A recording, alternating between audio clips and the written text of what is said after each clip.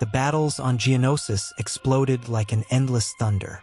The sky was covered by Republic ships, and columns of dust rose from every explosion. Count Dooku advanced across the field with the serenity of a predator. This time he decided to show the inferior Jedi how intense his sovereignty truly was.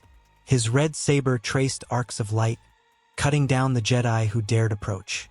No hesitation lived in his elegant movements. Every strike was definitive, every thrust fatal. He saw bodies falling, yet his gaze remained cold, distant. To him, they were only pieces on a board he had already decided to abandon. At his feet, a Jedi Knight tried to rise, though gravely wounded. Dooku did not retreat. A twist of the wrist and the blade pierced the young man's chest, extinguishing his courage in a breath.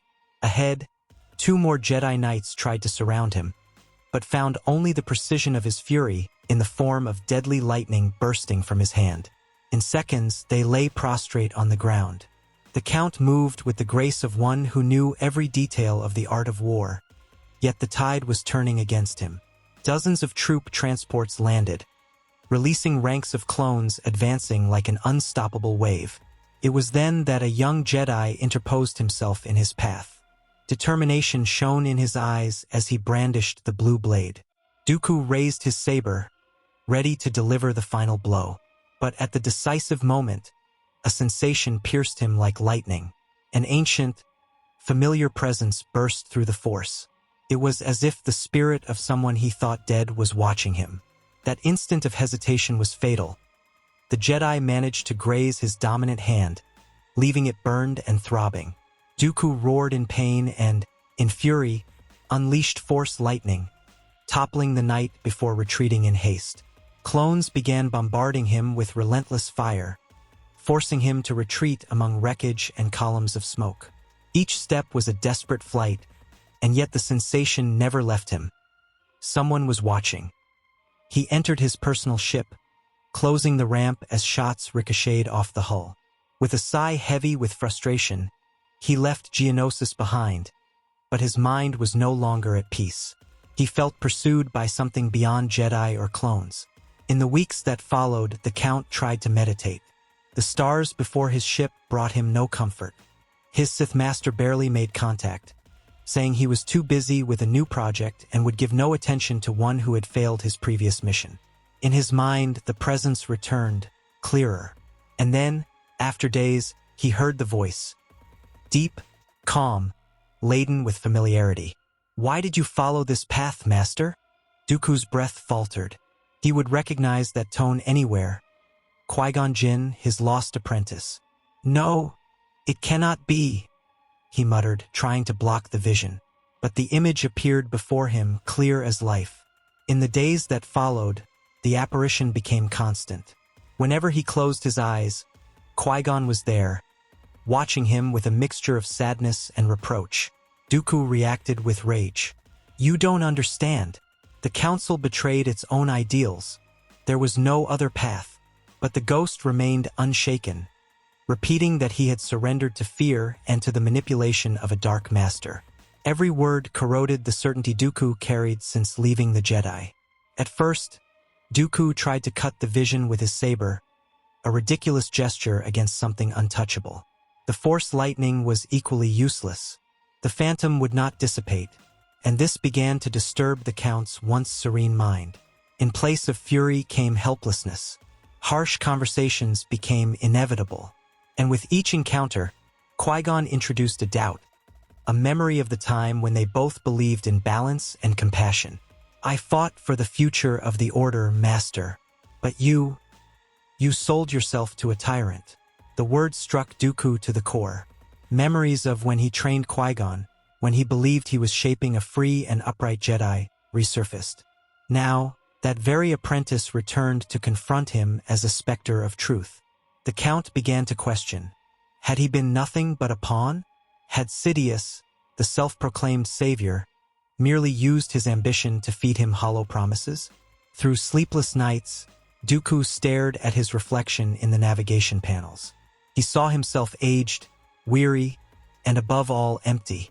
The power he had gained brought him no peace, only invisible chains. Little by little, his distrust of Sidious grew. "Am I only a disposable piece in his game?" he murmured. The idea of betraying the Sith Lord and secretly approaching the Jedi Council began to take root in his mind. Not as a humble return, but as a play for survival and perhaps redemption. Still, before any decision, he needed answers. Driven by anger and doubt, Dooku traveled to Coruscant in secret, avoiding the eyes of the Republic. On a dark night, he entered Sidious's hideout. The place exuded darkness. Damp chambers, walls marked by centuries of Sith rituals. But what disturbed him most was the vision at the center of the room. A hooded figure, trained in the arts of the dark side, was dueling against Sidious himself.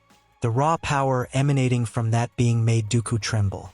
He recognized the ambition in his master's gaze. Palpatine was not merely training an apprentice, he was cultivating a successor. Dooku understood at once. His position was no longer necessary. The poison of abandonment corroded his pride, and with it, his rage finally exploded. "Who is he, my lord?"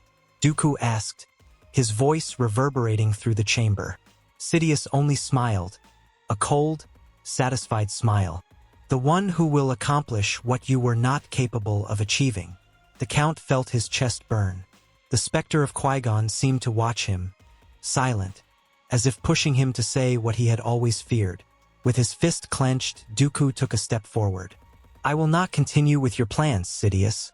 If I am only a pawn, I would rather fall fighting." The silence that followed was suffocating. The gaze of Sidious glimmered with the same darkness that had already consumed countless lives.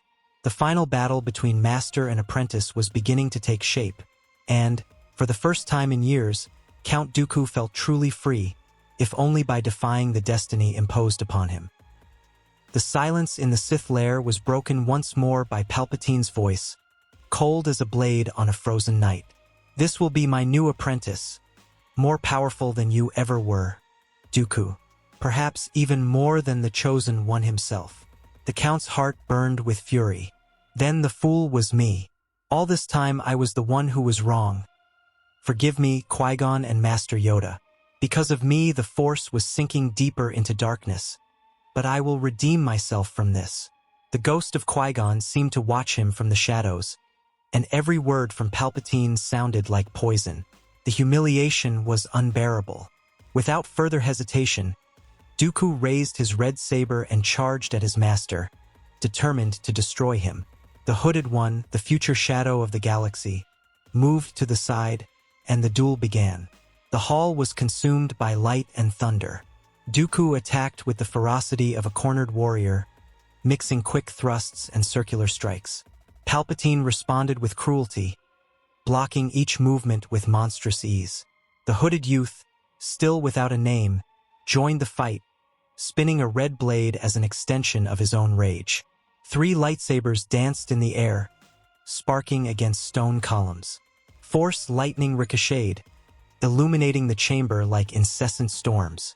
"You never had true potential, Count," mocked Palpatine between saber clashes. "You were always just a weak link, a substitute until I found something better." Dooku's pride was wounded with every word.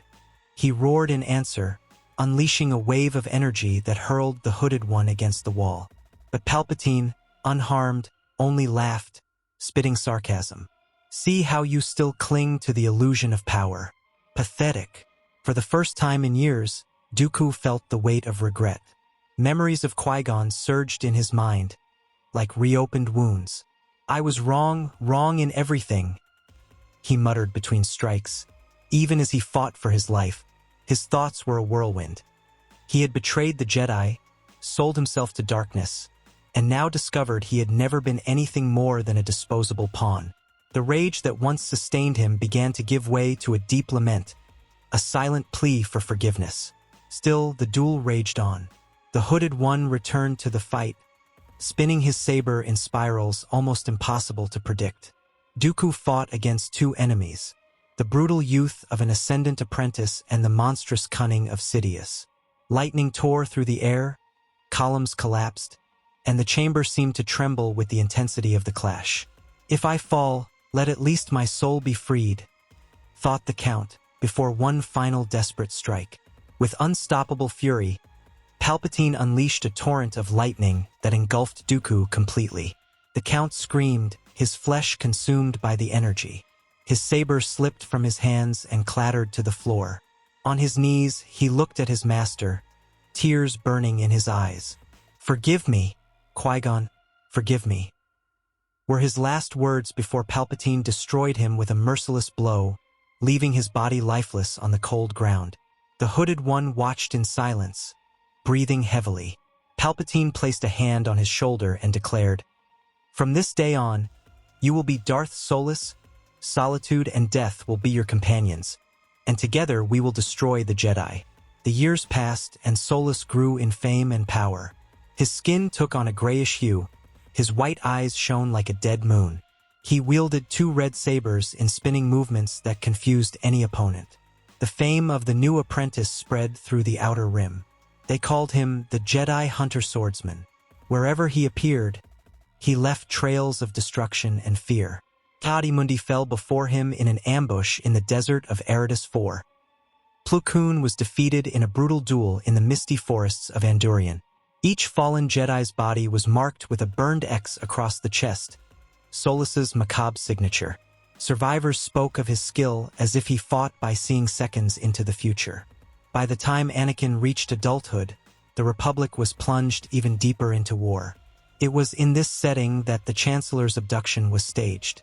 But unlike the story we know, now it was not Dooku the Executor, but Solus. Palpatine staged his own captivity, sitting in the restraining chair, while the new Sith prepared the stage. In his mind, he would weigh the battle between the two there. Solus or Skywalker, whoever won would be his true successor. The battle that followed aboard the Separatist cruiser would be far more savage and chaotic. Obi-Wan Kenobi and Anakin Skywalker stormed into the chamber, sabers ignited. Immediately, Solus met them with a lethal dance. His 2 sabers spun in red spirals, slicing the air with movements impossible to follow. Anakin tried to anticipate his strikes, but it was like fighting against a future in constant flux. Obi-Wan was nearly struck from the side, saved only by sharp intuition. The chamber filled with sparks and crimson flashes. Every blow from Solus carried a sense of inevitability.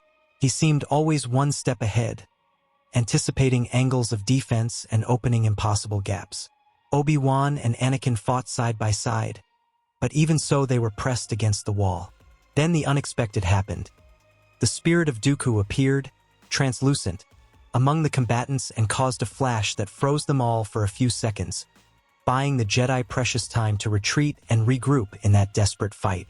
His voice echoed, laden with regret and urgency. "Anakin, Obi-Wan, do not see only the enemy before you. The true threat lies behind the mask of Palpatine. He is Sidious. He always was." The Jedi froze, stunned. The ghost of Qui-Gon appeared beside him, silently confirming the revelation. Solus finally closed in on them, attacking even more fiercely. The shock of pursuit nearly cost Anakin his life. Obi-Wan, pulling Anakin by the arm, shouted, "If this is truly so, then we must leave now." The 2 Jedi retreated, shaken by what they had heard, while Solus pressed forward. Palpatine, still in the chair, smiled discreetly. Solus stopped at the center of the chamber, breathing heavily, his white eyes glowing with fury. He let them escape, but etched their faces into memory. For him, this was only the beginning of the hunt. When they escaped from the cruiser, Anakin and Obi-Wan were still in shock. The silence between them lasted for long minutes until Anakin, with clenched fists, broke the barrier. "If what we saw is true, the entire Senate is being manipulated." Obi-Wan kept his gaze fixed ahead. "It's too great a revelation, Anakin. We cannot act without proof. But if Dooku spoke the truth, the enemy has always been at our side." The tension between doubt and faith consumed them. As their ship pulled away, both began to think about the strategic advantage. Anakin was the first to say, "If we know Palpatine is Sidious, we can use that against him. He doesn't know that we know. It's the only weapon we have. Obi-Wan, more cautious, replied. But until we're certain, we must treat this information as a double-edged blade. Haste could destroy everything. At that point, they both realized. Sidious still held a deadly advantage, for Solus had the Chancellor as a hostage, and that fact was known to the entire Republic. Back at the Jedi Temple, the meeting was called immediately. The Council listened closely as Obi-Wan reported the details of Count Dooku's appearance. The translucent image, the words heavy with remorse, and the clear warning that Sidious and Palpatine were one and the same. Anakin added, describing how the spirit seemed sincere and how even Qui-Gon appeared at his side, silently confirming the revelation. The circular hall sank into unease that echoed through every master. Mace Windu was the first to rise, his presence firm and suspicious. We cannot trust the words of a Sith, even a dead one. Dooku deceived the entire order for years, and now he would appear to warn us? It sounds like another trap. His voice cut the air like a saber strike. Another master nodded, reinforcing the doubt. But Yoda, silent until then, lifted his head and spoke. Rare? It is, but truth, even at the end, can come from where error reigned. Listen we must, but keep prudence also. The debate grew heated. Some masters considered that Dooku's spirit represented a chance to understand the real depth of the Sith plan. Others, more cautious, feared it was an illusion planted by Sidious to divert their attention. Meanwhile, Anakin remained restless, repeating that Dooku's gaze was not that of a manipulator, but of someone repentant. Obi-Wan confirmed, I fought at Qui-Gon's side. If he was there, we cannot ignore it. Then, at the height of the discussions, the air at the center of the chamber distorted. A cold presence filled the environment. The ghost of Dooku materialized before them all, the saber non-existent at his waist, his expression marked by pain and regret. His voice thundered, repeating the phrase that had already pierced the Jedi's hearts. You are being deceived by him. The silence that followed was absolute, every master feeling the weight of those words. Mace stepped forward, hand on the hilt of his saber. A trap. It can only be. But Dooku, calm, raised his spectral hands. I do not seek to deceive you. I was blind, I was proud. I was a piece of Sidious. I saw his true face, and now I beg you, do not let him destroy the order. He is already molding his successor to hunt each of you. The specter looked at Anakin with intensity, as if he wished to entrust him with something greater, but fell silent. Yoda approached, his eyes fixed on the former apprentice who now returned as a shadow. Mistakes great you made, but redemption even after darkness possible it is. The Force does not abandon, only guides. There was a moment of silent exchange between the two. Dooku lowered his head, translucent tears streaming. I know I don't deserve forgiveness, but I can still give you the truth. Sidious is Palpatine, and Darth Solus is already stronger than you can imagine. If you do not act now, the Republic will collapse from within. The Council sank into silence at the confession. Even Windu, rigid in his distrust, found no words. Obi-Wan was the first to speak. Looking at him now, I see something I did not when I faced him on Geonosis. I see true remorse. I believe him. Anakin only nodded, remembering Dooku's final plea before dying. The ghost inclined his head in thanks and began to fade slowly, leaving behind an echo of pain and hope. The weight of the revelation could no longer be ignored. The Council accepted that the shadow was at the heart of the Republic and that, if they did not act, the order would be destroyed from within. Mace was direct. If Palpatine truly is Sidious, the Republic is already doomed.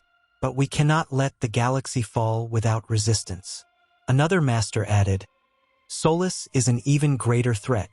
If he truly foresees the movements of the Force, no ordinary Jedi can face him. Yoda concluded, his voice laden with gravity. Choose we must. Resist even if the structure of the Republic collapses. More than politics, the fight for the Force it is. Thus the decision was born, to form a strike team of infiltration, composed only of the best masters, to attack the heart of Solus's fortress and expose Sidious. It would be a suicide mission, silent, without glory. But it was the only chance. As the meeting broke up, each master carried in their eyes the weight of the newly uncovered truth. The Order would never be the same again. Obi-Wan and Anakin exchanged serious looks, already knowing that the coming war was not against droid armies or separatists, but against the very heart of darkness itself. The decisive battle was about to begin. Jedi intelligence had been clear. Maps intercepted from separatist officers revealed the location of Darth Solus's fortress, a hidden place on the shadowy edges of Mustafar, surrounded by lava and smoke, with corridors that echoed with darkness. The Council decided that only the strongest could attempt such a mission, and so Yoda, Mace Windu, Obi-Wan Kenobi, and Anakin Skywalker, the only one who was not a master but had much to contribute, departed. There were no reinforcements, only 4 blades of light against the heart of darkness. The infiltration began in silence. An old freighter disguised as a mining transport approached the fortress. In the darkness of the volcanic night, the 4 Jedi leapt onto the rocks and, with discreet movements, reached secret entrances found in the stolen plans. They split into 3 groups. Mace went alone through the central tunnel, Yoda through the left flank, and Obi-Wan and Anakin through the right. Each had a communicator, agreeing that the first to make contact would summon the others. The central tunnel seemed to pulse with the very presence of the dark side.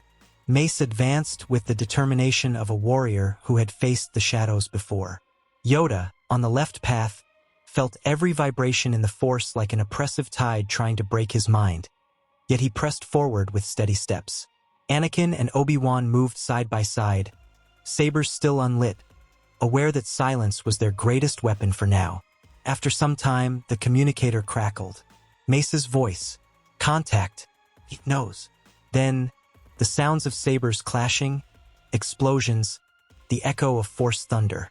Obi-Wan tried to respond, but only heard the Master's roar of battle. He foresees every move. The transmission cut off abruptly. Silence. The 3 remaining Jedi exchanged glances, and the weight of loss was already felt even before confirmation. Moving forward, Anakin and Obi-Wan found Mace's body lying on the floor of black stone, 2 X-shaped burns across his chest, the unmistakable mark of Solus. The young Sith was just ahead, seated on a rock as if he had patiently awaited the moment. He rose slowly, spinning his 2 red sabers in hypnotic circular motions. "More prey have come to my lair," he murmured coldly. The fight began with a crack. Anakin struck with explosive speed, but Solus spun his sabers in double defense, redirecting the blow and nearly catching his flank. Obi-Wan attempted a precise thrust, but Solus crouched, spun, and hurled a wave of force that slammed him against the wall. Anakin leapt at the Sith, delivering a vertical cut, but was met by a crossing spin of the 2 red sabers that nearly took his head. Obi-Wan recovered and attacked from the opposite side, trying to coordinate with Anakin, but Solus anticipated, blocking them both with a devastating spin that sent red sparks flying through the corridor. Then the 2 Jedi pressed together, nearly breaking the Sith's guard, but were repelled by a brutal force push that shook the ground. The enemy seemed impossible to contain, each strike as if it had already been rehearsed. It was then that the chamber lit in a different way. The spirit of Qui-Gon Jinn appeared between Anakin and Obi-Wan. His voice, calm and firm, resonated. "Join together. Do not fight against the future he foresees. Create the present he cannot see." Inspired, the 2 Jedi found new strength. Anakin pressed forward with swift and furious attacks, while Obi-Wan alternated patient defense with precise strikes. Solus hesitated for an instant. It was enough. In a synchronized movement, Obi-Wan attacked from the left flank, destabilizing the gray-skinned being, and Anakin slid his blue blade through the arc of defense and decapitated the Sith in a final blow. On the other side of the fortress, Yoda had reached Palpatine. The Sith Lord was already waiting for him on the throne, surrounded by darkness. "You came to fall with me, old master?" Sidious mocked, raising his hands to unleash lightning that illuminated the chamber. But this time, Yoda was not alone. At his side appeared the spirit of Dooku, carrying remorse but also unshakable determination. "He will not fight alone," said the shadow. The confrontation began. Yoda blocked the torrent of lightning, redirecting it to the walls. Sidious advanced with his red saber in savage attacks, but Yoda leapt with agility, evading. Together, Yoda and the spirit of Dooku pushed Sidious back against the throne in a joint wave of force. Then the Sith Lord retaliated with fury, launching lightning that hurled Yoda against the wall, his laughter echoing in the hall. It seemed Sidious's victory, until Dooku raised his spectral hand and grasped Yoda's, guiding him in a unified strike. The green blade pierced Palpatine's chest in a decisive arc. The Sith Lord's scream reverberated through the fortress as his energy dissipated in explosions of darkness. The throne collapsed into rubble, and the suffocating presence of Sidious vanished. Yoda remained panting, eyes closed, feeling the Force quiet itself in peace around him. The spirit of Dooku smiled for the first time and dissolved, finally free. Soon after, Anakin and Obi-Wan arrived, exhausted but still standing. They found Yoda seated among the ruins, his face burdened with pain but also with victory. The three Jedi gathered, each aware that the galaxy would never be the same again. Obi-Wan was the first to speak. "We have struck down the Sith Lord, but the Republic still bears its scars." Anakin, looking out at Mustafar's flaming horizon, added, "Perhaps this is the beginning of something new, a chance to rebuild the Order." Yoda, serene, concluded, "Difficult, the future is, but free now we are of the greatest deception." The three figures stood side by side before the ruined fortress, knowing that this day marked the end of an era and the uncertain birth of another. The Force would guide them, as always, but now the weight of choice lay entirely in their hands.